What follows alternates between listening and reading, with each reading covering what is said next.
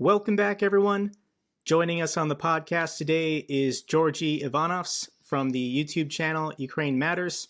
Currently, he's at 110,000 subscribers, and like me, he vlogs almost daily about the war in Ukraine.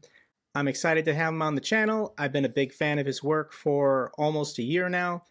Georgijs, thank you so much for joining. Thank you for inviting, Jake. It's one of those, again, meetings for me where the person that I was followed very closely, also during your financial channel days, I'm one of those people that were very upset when you said that you're going to more focus on Ukrainian, which is, I understand. But I'm very happy to be here and talk to you. So for any of my subscribers who don't know who you are, let's give you an introduction. You're not Ukrainian, but you have very close ties to the country. So can you explain your personal background and your relation to Ukraine? Absolutely. I'm Latvian by I don't know, heritage, origin. You can say probably something origin because heritage can be complicated in Eastern Europe. We have a lot of nationalities get mixed up.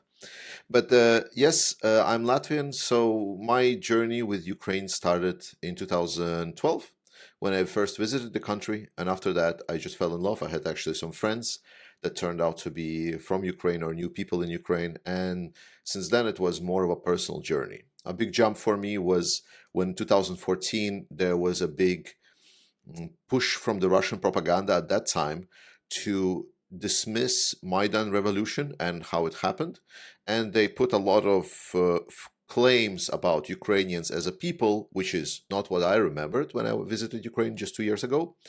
And also they made some certain claims about what was happening on Maidan and what are the different activities there. So around the same time, about half a year or a little bit like 9 months later, I came to visit Ukraine again. And I actually went with the checklist and verified, like, is this true? Is this wrong? Is this claim true? They said that they've took out all of the trees just to hide the bullets that were stuck in those trees because the trees represented the, how do we say, the traces of the NATO armaments that were used to shut down those militants by the USA-backed snipers. There was a lot of versions, like a lot of them don't hold up by now, but at that moment that was the case. And when I saw, well, the trees are here, so that I'm going to tick that off of my checklist. At that moment, I understood that who was the right, who was the wrong. And from there, it was just a slow on support of Ukraine with what I could, mostly with friends. And I've tried to see how Ukraine can get closer ties with Europe. I wanted to get people to come to Europe, expose them to European culture, but it was like on a personal level. I didn't participate in any organizations. And then after the major invasion, well, to be honest, I was depressed, and you were one of the people that really helped me get out of that depression, get out of that initial shock that something as awful as this is happening. And it was after watching some of these things, after seeing at that moment, I gotta say, this is something I told on my channel, but I would be okay also saying it to your face now, is that I saw that your understanding of Russians has been evolving very significantly. Russians and Ukrainians as well, in the war in particular. It wasn't the same at the start. At the start, you were making a lot of assumptions that were very, very different to how I understand Russians, because they're our neighbors in Latvia, and I know very well what's their rationality. However, over the year and a half now, like almost 2 years now, right? Year, 9 months, something like this.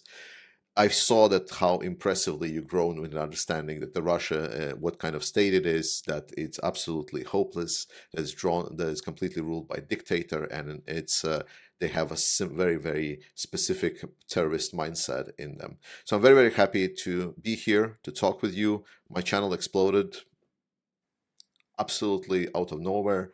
I just started making those videos, trying to explain something about how the war is going, what's the Russian mentality, and then people just started coming and subscribing for some reason. I'm not the best speaker, I'm not the smartest, I'm not the prettiest, but I'm hoping it's up at the minimum level. I'm here giving a tribute to a person that I've recently just heard saying that. And yes, so now I'm here. Very nice to be here, Jake. Related to what you said, I overestimated the Russian people. I thought more of them a year and a half ago. And in those videos I was making that first month, this was a secret invasion. You know, the ground troops going across the border didn't know what they were doing. And I said, once the Russian people understand what's happening, once the troops understand what's happening, surely they'll put a stop to this. I was completely wrong. I did not understand Russians. I have a much better understanding of them now. But I just want to clarify your background. So, were you born in the Soviet Union? Yes, yes. So, this was before 1991. Yeah, I was born in 86, so 4 years And before the dissolution. and you're from Latvia, which has a significant ethnic Russian population. I just want to quick toss out the question, do you interact with any of the people, the ethnic Russians of Latvia? Can you give me any kind of, what are their impressions and thoughts on this war? Not anymore to the large extent. It's a very interesting position of being. I would like to, as much as I talk about Russians maybe not inherently being wrong, but that there is a very strong popular narrative in the Russian society and Russian-based medias about what constitutes to be Russian. A lot of the Russian speakers in the Baltic countries, absolutely not all of them, are in full support of what's happening in Russia. And I've seen a certain split in that Russian population. Not in my personal interactions, maybe that to a less extent. You know, I know a person, but those are anecdotal evidence. What I've seen is I saw the political split. We had a very strong indicator in Latvia. There was a political party that was, they presented themselves as a social democratic unity party. And they've tried to play off of this. We need to have a society where both Russians and Latvians live together in peace, which is a completely false narrative because it was a political party that was associated with the Russian ruling party for a longer time. And only after 2014, they started breaking some of their ties. But some of their leaders and key figures are even now going back to Russia to maybe not always participate in those pro-Russian shows, but definitely they're known supporters of the Russians. And that party itself split. And beyond that party splitting, we saw the significant decline of the amount of votes that that party has been receiving. So I would say that Latvian Russians, absolutely not all of them are in the same boat as the other Russians.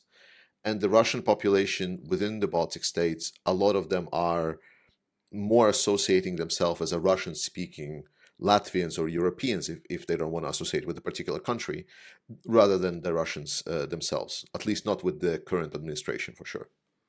When I spoke to Artur Rehi from Estonia, I asked him the same question.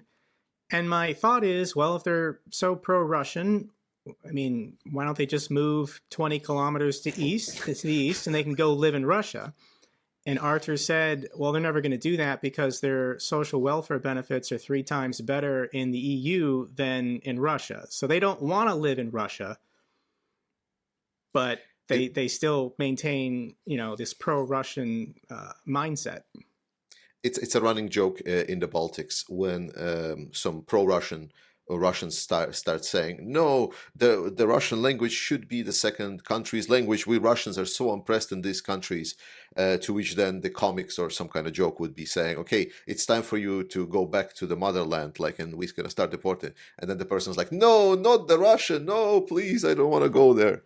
So the running joke is that, yes, that exactly as you said, that they're very, very happy to promote a lot of these Russian narratives and want to bring the Ruski Mir into the Baltic states, but going back and living in Russia proper, that's not really something that they're really looking forward to. Yeah, they take a pay cut. So you currently live in Denmark? Yes. Okay. So let's go back in time. About when did you start posting update videos about the war in Ukraine, and what were you doing prior to that?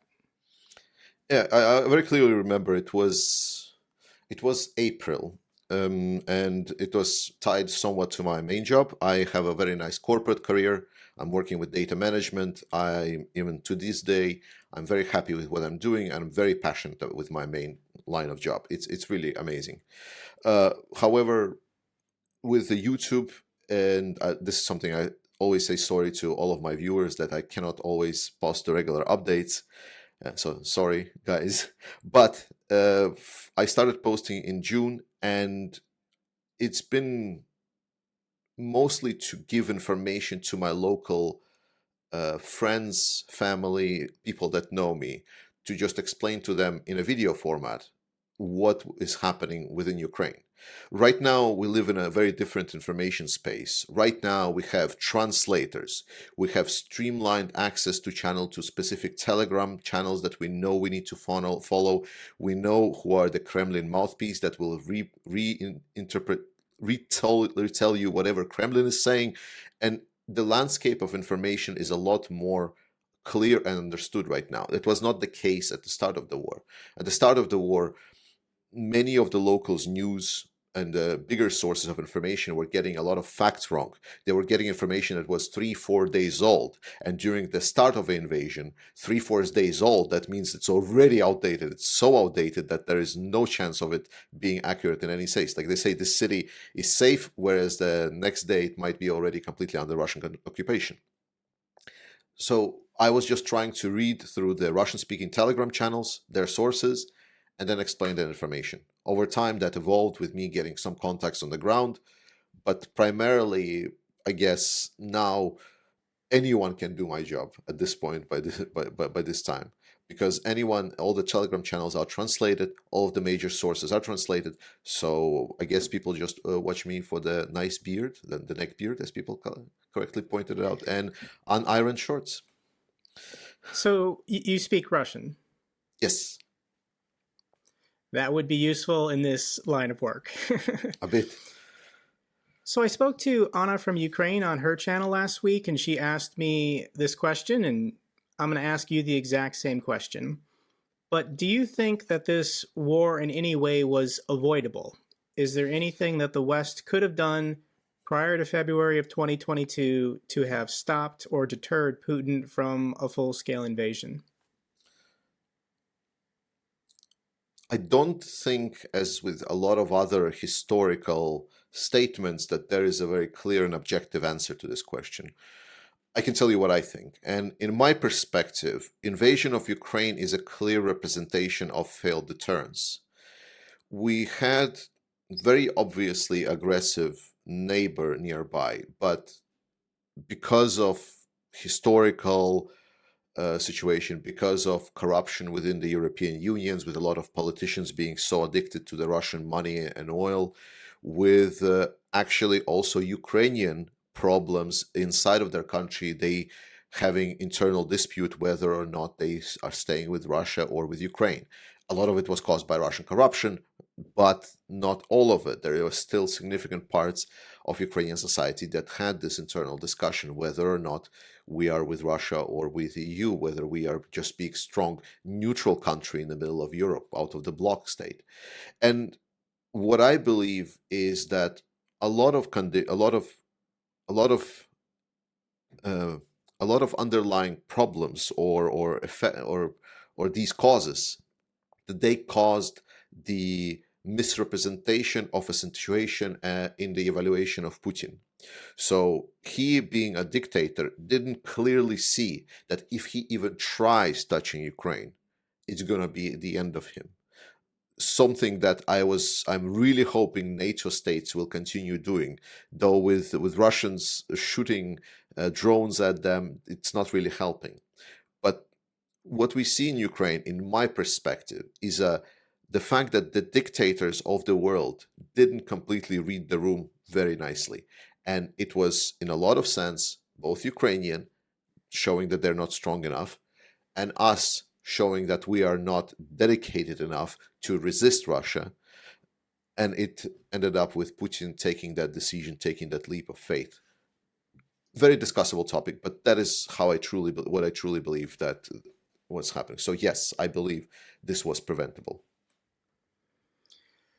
I think a lot of nations of Europe thought that this was impossible, that this would never happen, that because Russia was so economically integrated into the EU, they would never risk their revenue streams and their gas exports, but we were all wrong.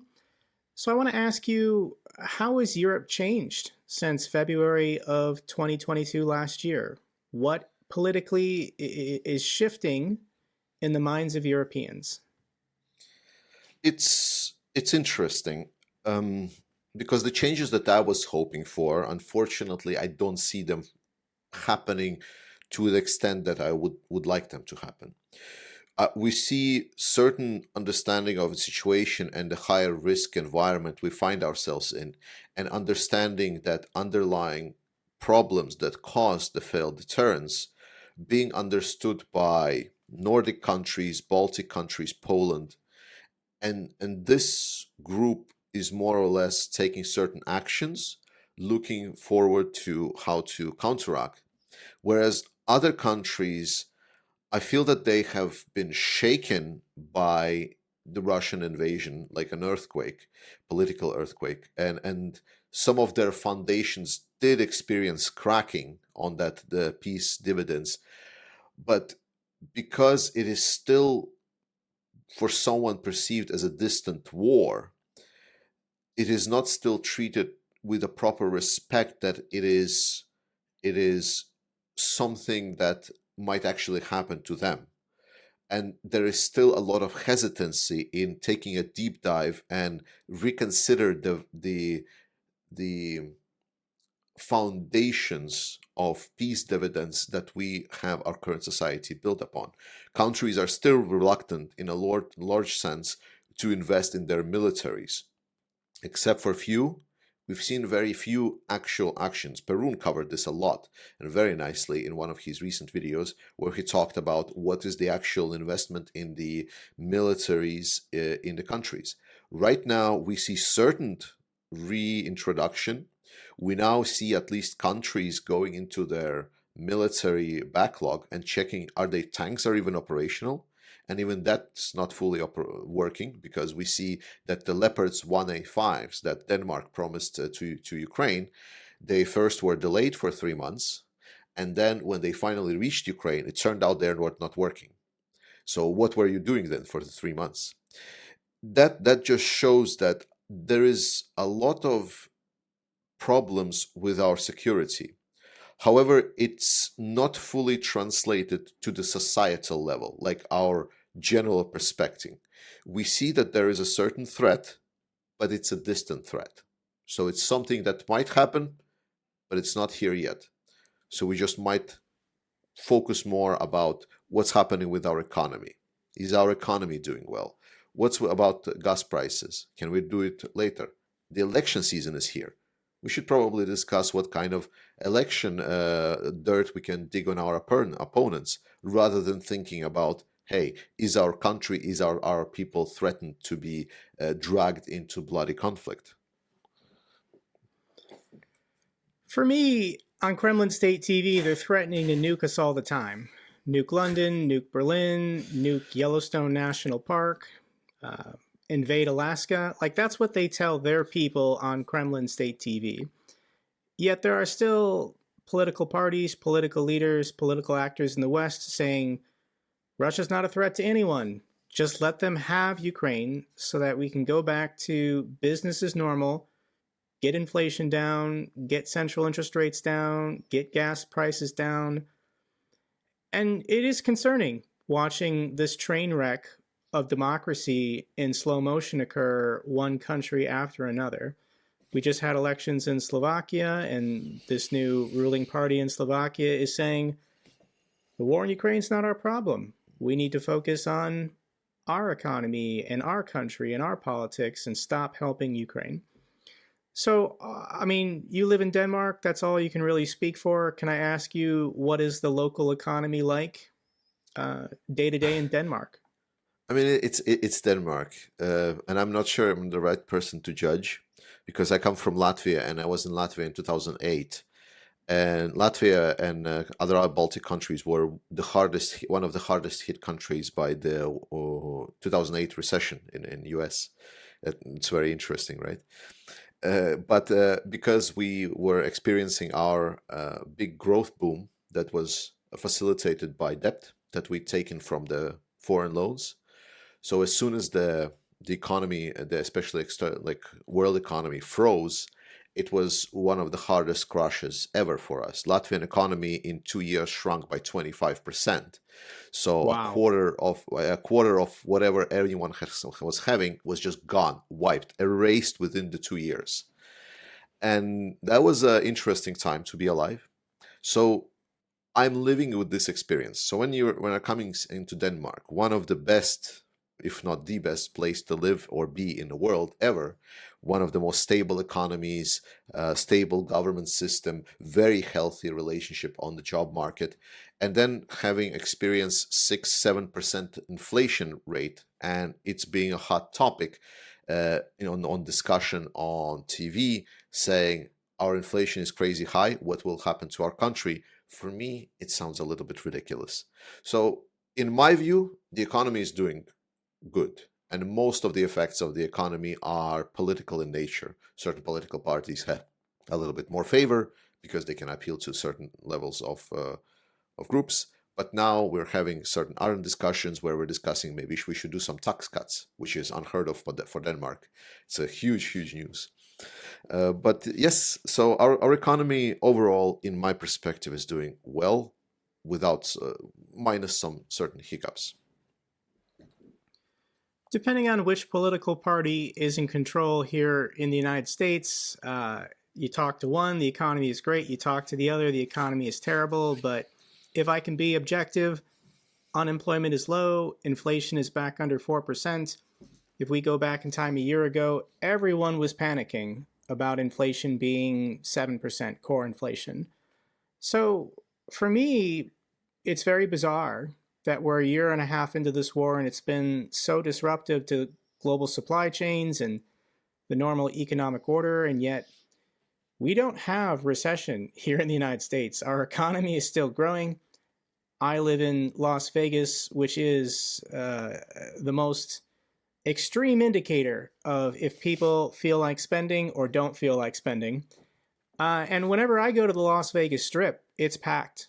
All the hotel rooms are booked. Every show is sold out. People are in the restaurants. People are gambling. Everyone's having a good time. So that we don't have this economic crisis occurring that I think Russia wants. Russia would love to trigger some kind of economic distress prior to our 2024 election and then hope that people say, we need to focus on the US, our economy, and stop helping Ukraine. That's the narrative they're already pushing, but it's not working. I don't feel it from ordinary people, but it is a concern should things get worse. Yeah. Russia really failed with economic angle. It really didn't work. That was one of the more surprising things. While in Europe we're not doing very well with our militaries, we are doing quite well with our economic policies. And I was extremely surprised how the narrative of we are so dependent on the Russian gas that we can never get off within 1 year's time was almost reduced to none. But RT News told me that you guys would be eating your pet hamsters by Christmas. Oh, yes. Oh, that was the funniest thing ever. That was the funniest ever. You're not eating your pets in Denmark yet due to lack of gas? No. So let's talk about the Russian state and the Russian mindset. Can the Russian people as a coherent nation exist without their imperial identity? This joke within Russia that the borders of Russia never end. They just extend in all directions to a certain degree without end. And this mindset that I've had explained to me, from Vlad Vexler, that Russia is big. It has to be big. And people don't see borders because it's the Eurasian steppes. They don't really have a lot of mountains or natural barriers to stop this mindset. But can a coherent nation state of Russia exist without this need to expand? I want to believe so.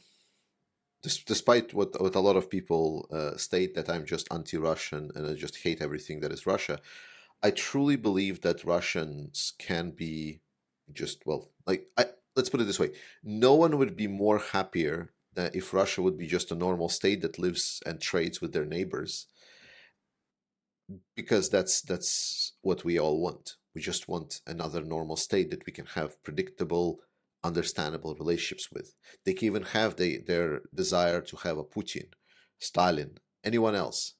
Just stop invading other countries for the first time. As for imperial mindset, I believe it is inherent a little bit that the greatness of a country is something that has been, I cannot say written in a cultural code because people are not born with it, but it is something that is definitely being brought on in the daily conversations as a self-understanding facts. And when I look at this, I would like to look at the case of Germany and how Germany has German society reassessed their de-imperialized state, because it didn't happen because of, it was called denazification. I'm sorry for the unwanted parallels here, but when there was efforts to do the forced denazification post the Second World War, most of those things failed and it didn't work. Only after Germany was more or less governed as a normal state, after a couple of new generation of young people grew up, they looked at their history, at their heritage that they brought, and they asked the question, how could we do this? How did it come to this? And only by the combined pressure of that new generation started also shifting some of the narratives within the society. So German healing came from the inside, very much.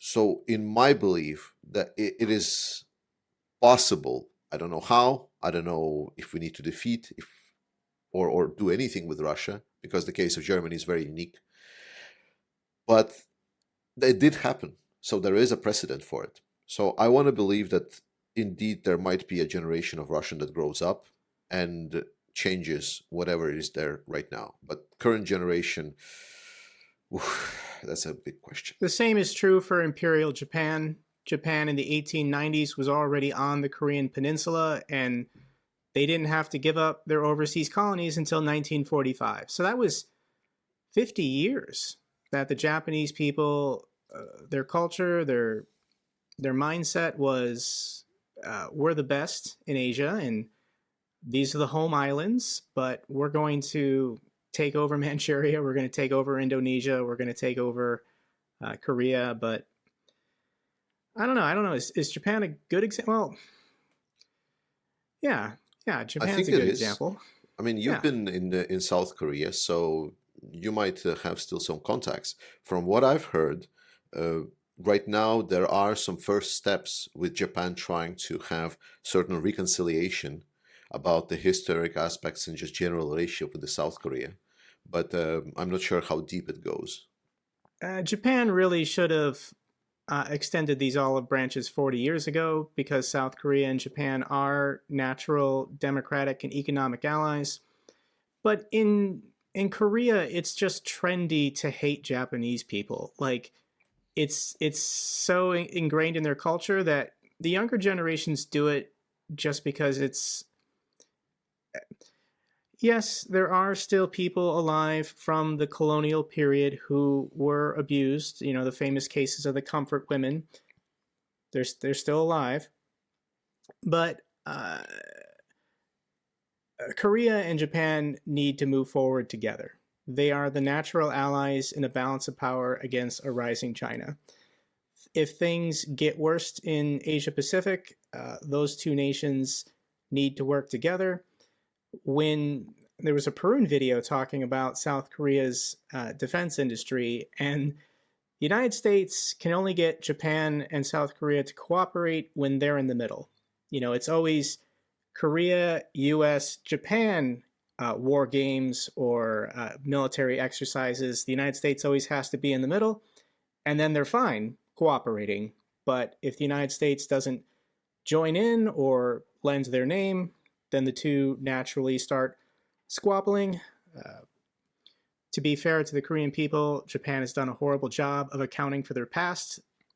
They want to move on. They don't want to talk about their 50 years of occupation, but sorry, I lived in South Korea for 6 years, for people who don't know, so I'm very passionate about this issue. If things ever flare up in Asia, I will start making videos talking about the history and the relations in that region. It's already October.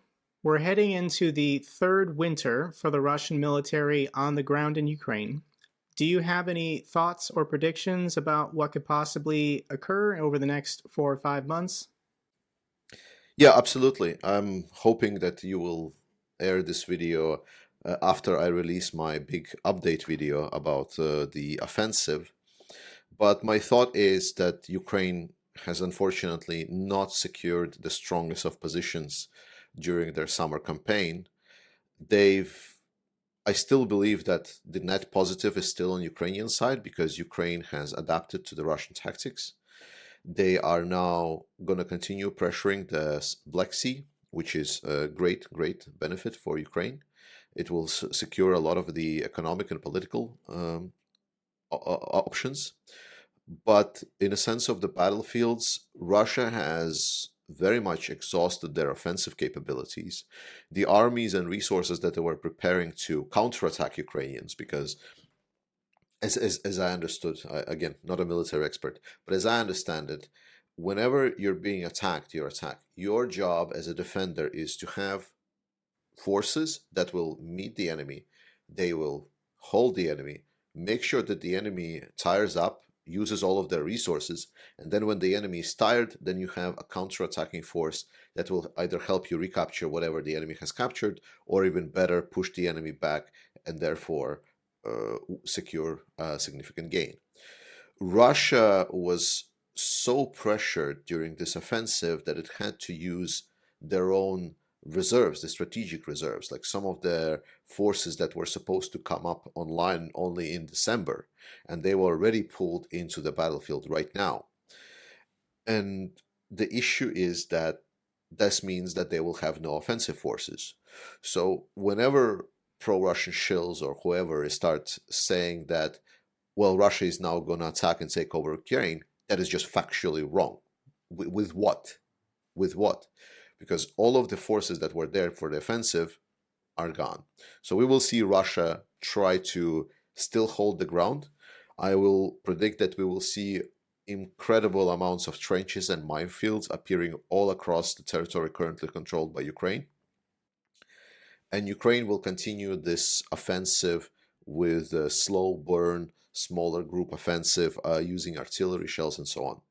In a longer term, we will see Russia moving away from their artillery as the main source of their damage because they're having big troubles with artillery. Ukraine is targeting artillery pieces, and it's already starting to cost Russia. Certain directions, Ukraine has artillery advantage, and it's just going to get worse and worse for Russia.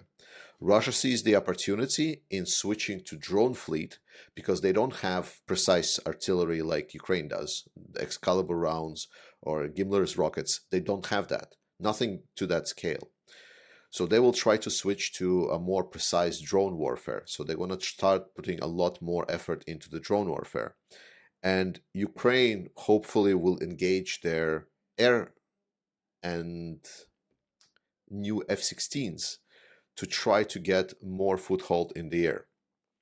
And I believe that it will be this competition who is going to win the air war, if you put drones in there as well, that will ultimately decide whether there's going to be this slow burn or at some point Ukraine is going to finally start tipping over the scales and getting the Russians out of their territory.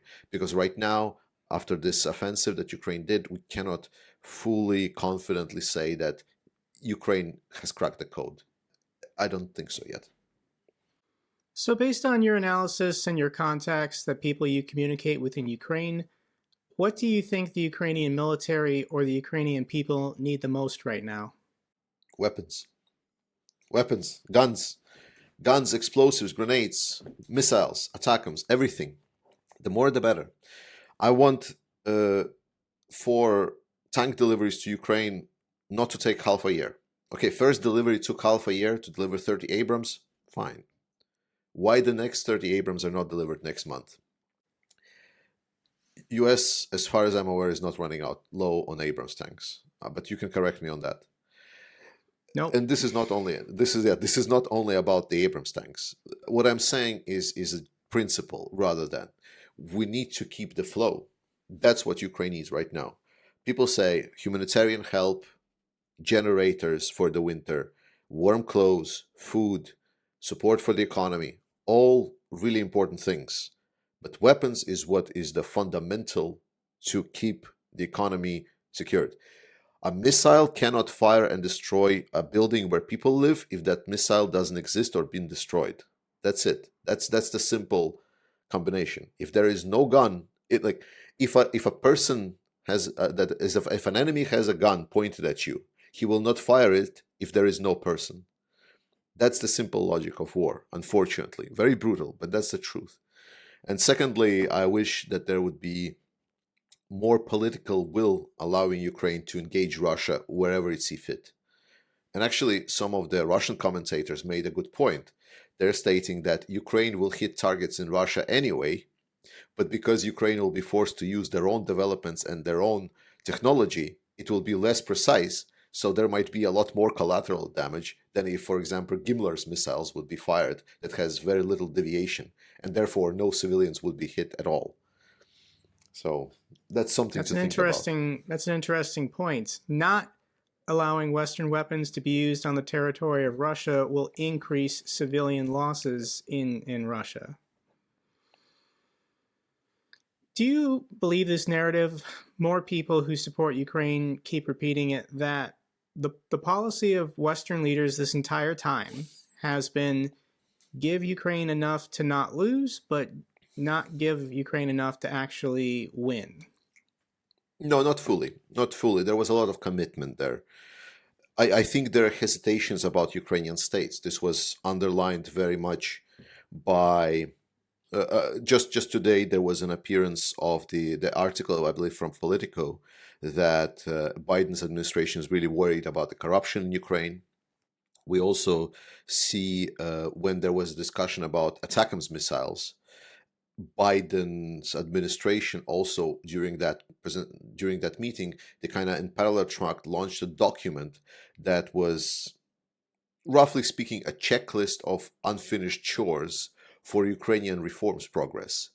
So I believe right now we're seeing reforms for weapons kind of approach from at least the Biden's administration. And I believe it's just to make sure that whatever comes up of Ukraine on the other side is not a danger to them all. I think there is still some hesitancy within either European and US allies that Ukraine might be this Nazi state that Russia is describing it. I don't know how they're still believing it, but I believe that they have this caution. And certainly they want Russia out, but I do feel that they also want Russia to lose the will to fight, the most importantly. So rather than saying we don't want Ukraine to win, I think they want Russia to lose, but to lose completely. They want Russia to make an active decision to pull out rather than kicking them out. And is it the right approach? I don't think so. But it's an approach. So the best discussion I've heard about this from Ukrainians is like when we're asking for weapons and missiles from our Western allies, it's important for us always to ask where are our missiles, Ukrainian ones, because there's a lot of questions about it. So I think Ukrainians need to critically assess, and that's why and I'm finishing, that's why just recently there was this defense producers agreement meeting in Kyiv, where they agreed to potentially start developing the technology and weapons within Ukraine, which is a big change to allow Ukraine to utilize that full military potential without relying on certain demands and certain rules enforced by the allies, as unfortunate as it is. Going back 20 months, I knew next to nothing about Ukraine or the Ukrainian people. I've learned everything since the invasion, just following so many pro-Ukrainian voices on social media. My opinion of Russia has also changed a lot since the invasion. But for you, who you've intimately known Ukraine and Russia for your entire life, how has your opinions, values changed on both Ukraine and Russia since the full-scale invasion?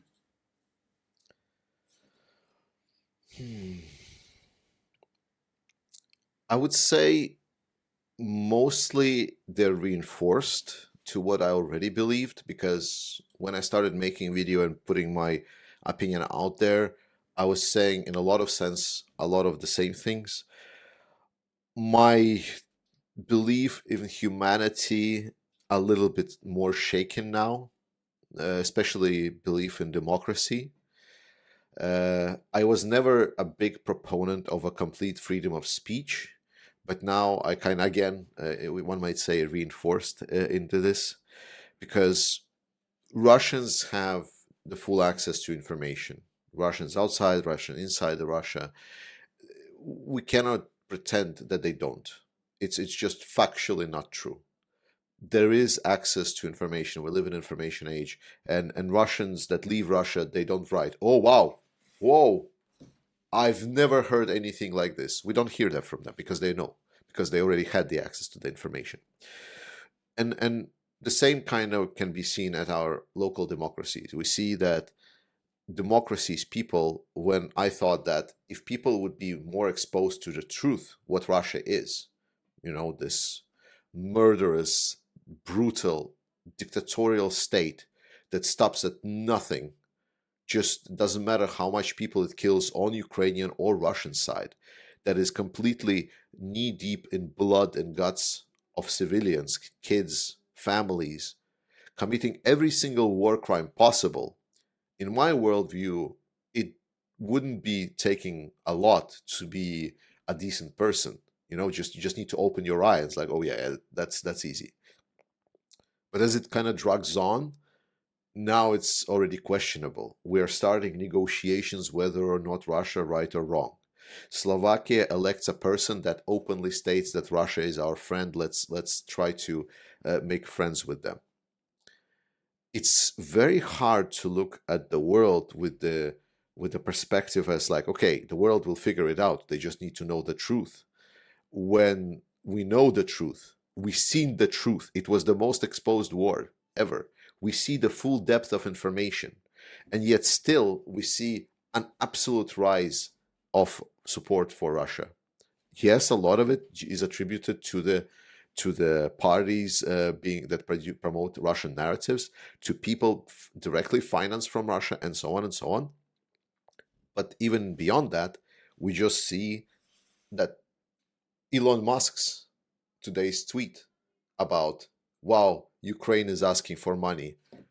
I mean, yeah, it's so nice to be Ukraine. You wake up in the morning and then you go ask for money, right? No reason why they did it, right? It's just because they really wanted something. So, and that's what I'm saying. So the core part is, I thought it doesn't take a lot to be a decent person. I am not as confident anymore. Dictators like President Xi and Putin, they think democracy is a joke. They think democracy is fragile and weak, and in an authoritarian state, you need 95% of the vote. You need 95% of the vote in your fake elections. But in a democracy, you only need 51%, or if it's a multi-party system, a plurality. So it's actually easier to influence the population, bribe some people, scare some people, and get a coalition together to get control of the government. Hopefully, a state has checks and balances with an independent judiciary, and they can prevent authoritarians from taking over what should be a democracy. It's failing in some places, maybe like Hungary. But this ties into my next question related to the information age, social media. Going back to World War I, people got their information from reading newspapers. In World War II, you would get the occasional newsreel when you sat in a movie theater and you'd get updates on the war. For the United States and Vietnam, it was the nightly news, 30 minutes every single day. We go to the Gulf War I, early 90s. We've got CNN and the 24-hour news cycle. But in 2003, when the United States invaded Iraq, we didn't have social media yet. We had the internet. Anyone could go on any website and watch some clips or read, but this war in Ukraine has been mind-melting to me because everyone has HD cameras and microphones taking videos of these drone drops and tanks exploding and Russian soldiers confessing to war crimes. It's all out there. And like you said, we're still getting people with rising support for Russia. So how do you think going forward in this new age of social media where everyone's a participant, how is this changing how wars will be fought in the future? Yeah.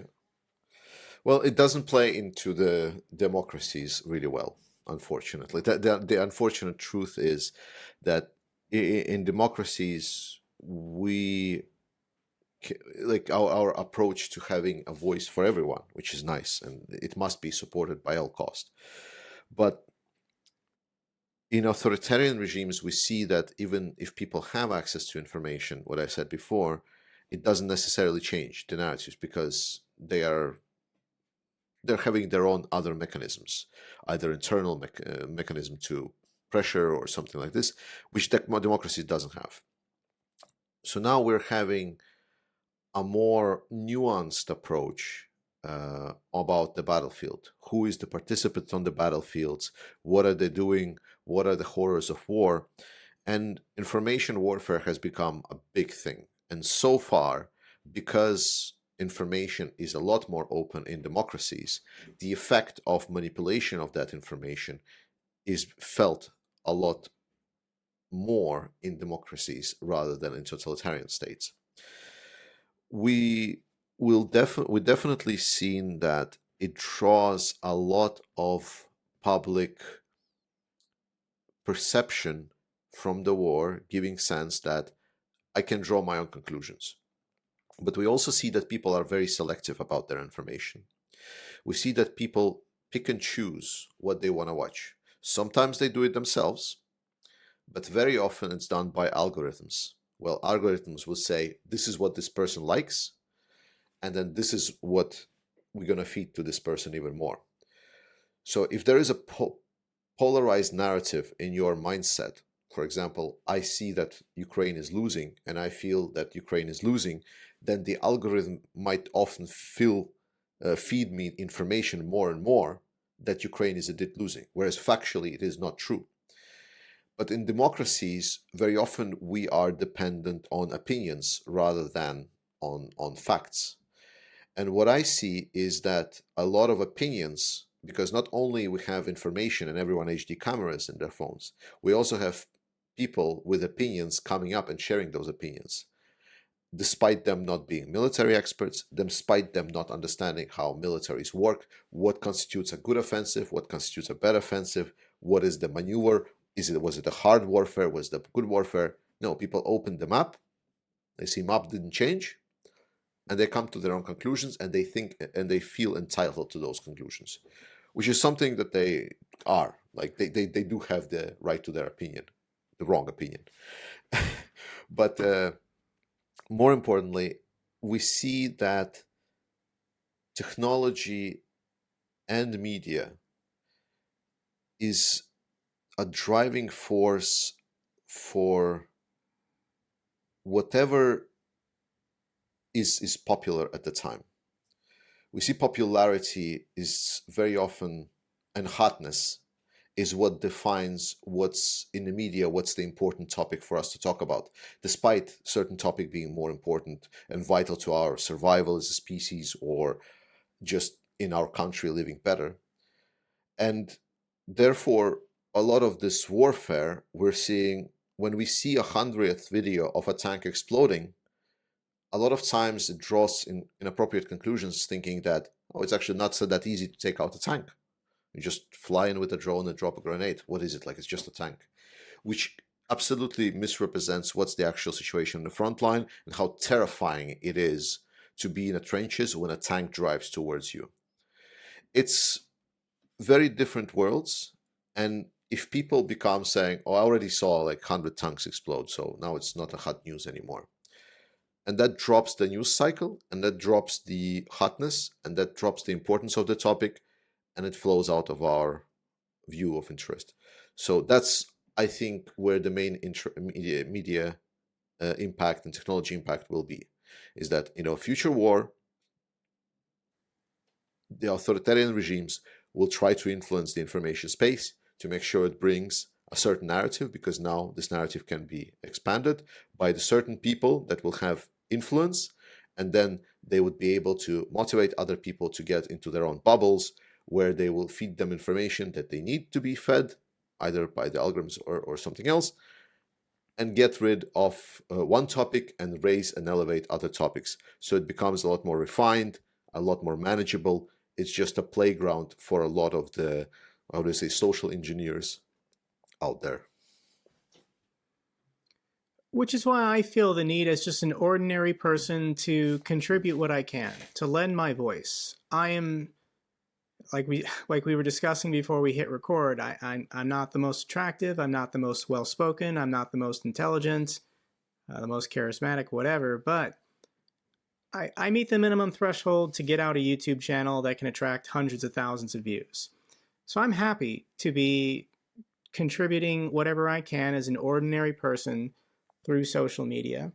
And it's infuriating when I get these YouTube comments, but Scott Ritter says, but Colonel McGregor guy says. Scott Ritter is an Army veteran. This McGregor guy is an Army colonel, retired. But there are tens of thousands of retired U.S. generals, admirals, and colonels. 99.9% support Ukraine and think what Russia is doing is wrong. But because there's these two obnoxious, loud U.S. veterans posting every day on social media, it can give this impression that there's two sides to the story and each side is equally valid, when no, it's not. If you wanted to drive across a bridge and you had 998 engineers saying that bridge was unsafe to drive on, but 2 engineers said, no, you can drive on that bridge, would you drive your car on that bridge? It's not an equal opinion weighted decision. The problem is that people will still drive that bridge. It collapses, then they will get out of the car, and then it was said, it's your fault. They will blame the 999 engineers and everyone else, and sometimes when they feel super embarrassed, they will say the bridge actually didn't collapse. So like it was staged photos of my car being. It was wrecked. A deep state conspiracy, and they tricked me to drive over that bridge. Correct. So we're getting close to the end here, and I want to ask you, how does this end? In your opinion, at this point, what do you think is the most likely conclusion for this war? Well, overall, Ukraine is performing extremely well. That is something we need to underline at all times.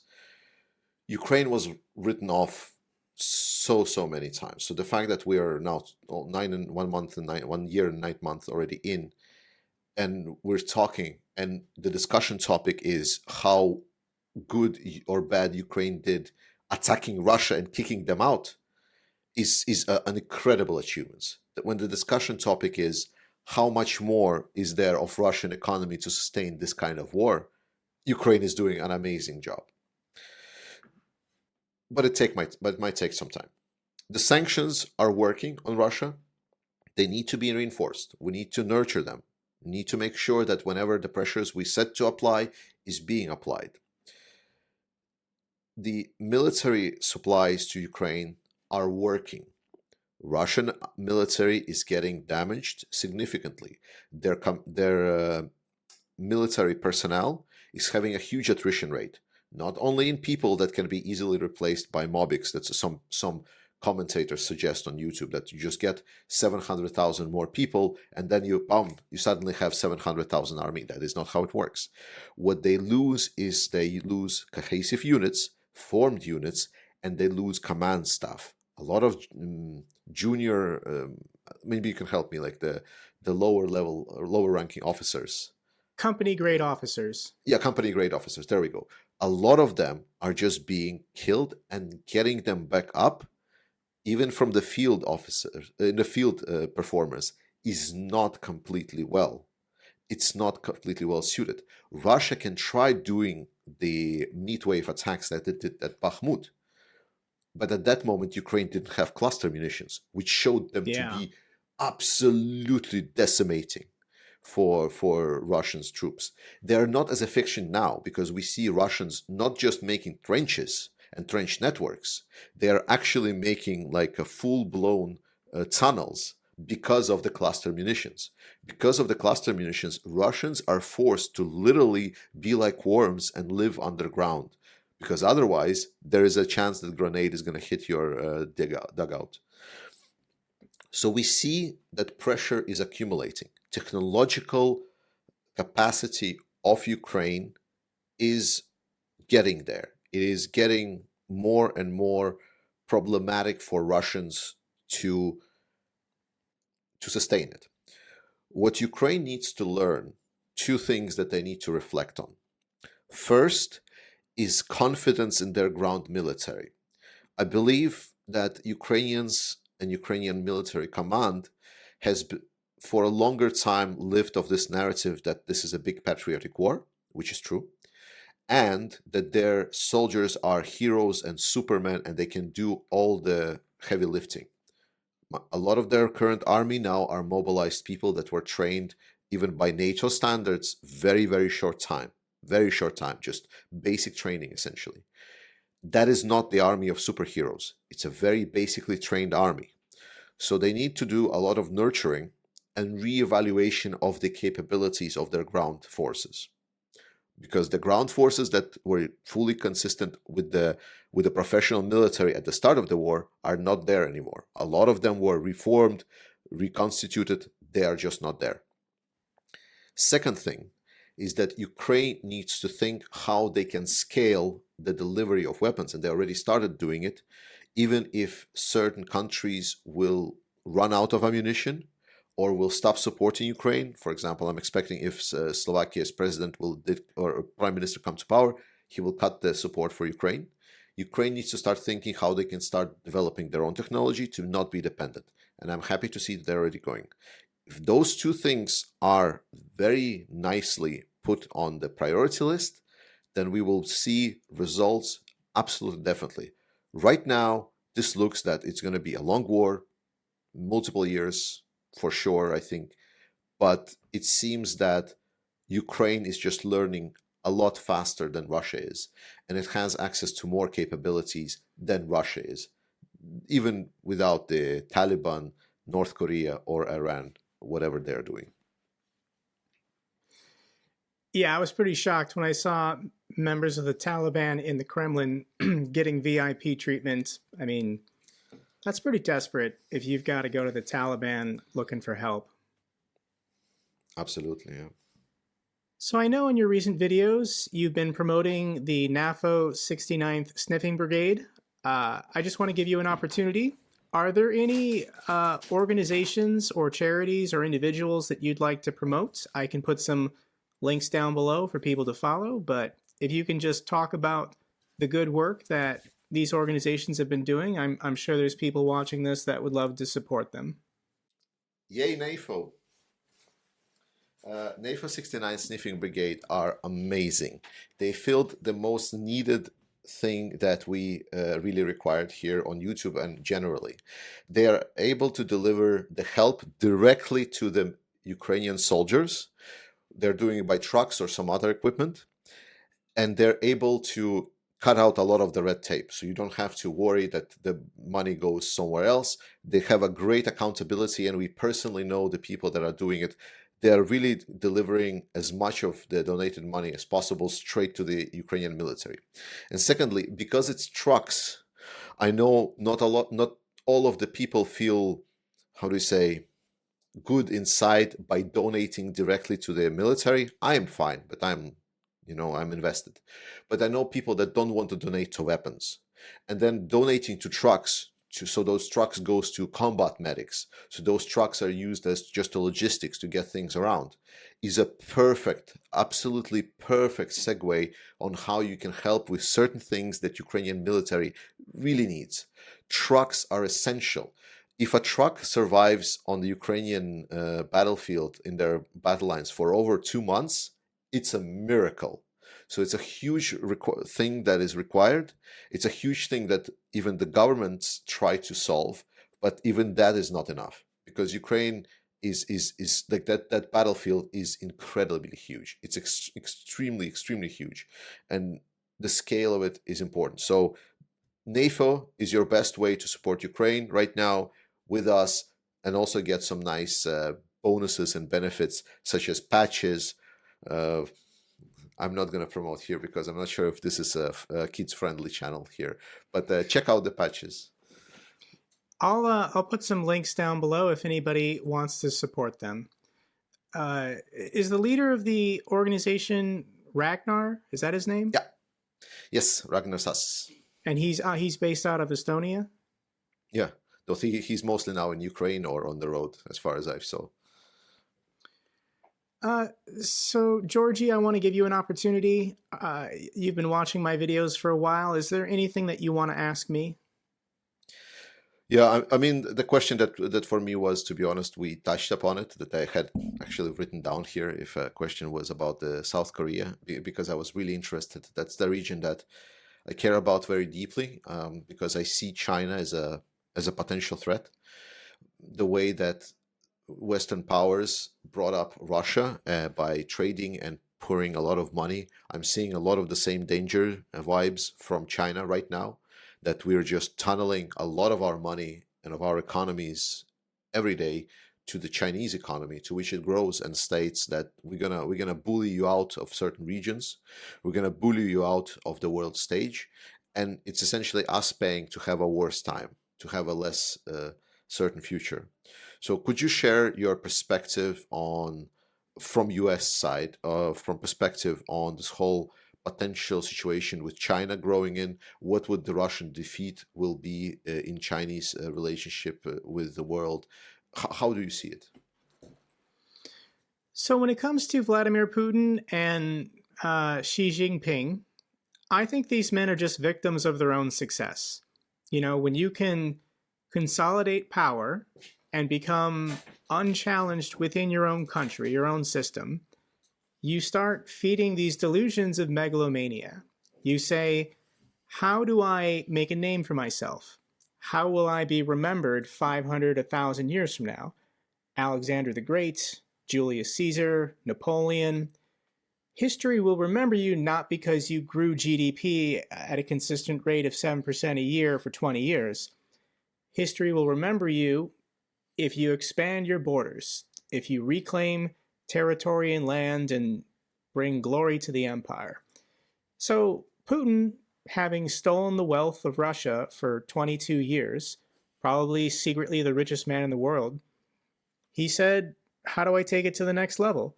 Nobody in Russia is a threat to me. Nobody will challenge me. And he decided to build up his military and try and get the Russian Empire going again. So President Xi is the exact same situation. The guy was chairman for 10 years, and you're only supposed to be chairman for 10 years. He replaced Hu Jintao, I think like 2009 or something, and he was only supposed to have 10 years. But he spent those 10 years accusing his rivals of corruption so that he could kill or exile or imprison them. He purged his own government of anyone of independent thought, free thinking that could challenge him. And then when his term was supposed to expire, he just said, I'm going to stay here for life. So President Xi puts on a good face. He looks like a very friendly person, you know, the Winnie the Pooh memes. But I think that guy is a megalomaniac, just like Putin. And he says, to be remembered, I've got to get Taiwan back. I've got to solidify control over the South China Sea. Maybe I can expand east or west and go into Central Asia. So when it comes to China, though, that's a very different situation from Russia. Russia, if they're competent, should be food independent and energy independent. Russia should be able to pump all the gas they need to keep their war going and feed their population if they don't screw it up. The Chinese are much different. The Chinese are energy net importers. They don't have their own gas and oil fields to fuel their economy independently. China also has over 1 billion people, and they're a net importer of food. So I've read 4 books from Peter Zion. I follow his theory on geopolitics concerning China, in that if China goes to war, it's a death sentence for the Chinese people, because all you have to do is shut down the Straits of Malacca, which is where China imports 80% of their food and energy, and then stop them from exporting, and China will just die within 3 months. They won't have energy to keep the lights on. They won't have food to feed their population. The United States would never go into any kind of like direct conflict with mainland China. Our Navy would choke them off from all the international shipping lanes until they just collapse and give up. So if China makes a move on Taiwan, I'm sorry for the Taiwanese people. It's going to be brutal. China is just going to destroy everything. I've been to Taipei. I visited the island of Taiwan back in 2014. Absolutely loved it. Fantastic people. It's a island, I think, of like 21 million people. And yeah, I think China would just destroy everything, saying surrender, accept that the Communist Party controls you. So if the Taiwanese people resist, they're just going to get hammered while the United States chokes off China, and the war will take 3 to 6 months, and then China's going to have to abandon it or negotiate. But the entire global world economic order would be in chaos. I mean, this would be... globalism is dead, basically, at this point. Like, all international shipping is fair targets to be sunk by missiles and drones. And, you know, Peter Zion predicts that the United States would just say, we're going to protect North and South America. This is our fiefdom, kingdom, whatever. The old world, you're on your own. Sorry, Europe. Sorry, Africa. Sorry, Asia. It's going to get bad. I'm sorry, that's bleak. I mean, that's a very dystopian picture of the future. There's still plenty of time to avoid it. This is not inevitable. Hopefully, China has a realization moment by seeing Russia get defeated, and they never attempt to invade one of their neighbors. Yes. Well, at least now you gave a good tip that I can give to any anti-globalists out there about if you want anti-globalism to go away, you just need to make sure China and US collides. So, all right, Georgie, I appreciate you giving me your time tonight. It was a pleasure talking to you. I'd love to have a chat with you again at some point in the future. Hopefully, the situation improves for Ukraine. Do you have any closing thoughts for the audience? No, I think I said enough. It's already been dragging for a while for people. Subscribe to Jake Broe, guys. He's the best. And subscribe to Ukraine Matters. All right. Thank you, everyone. See you.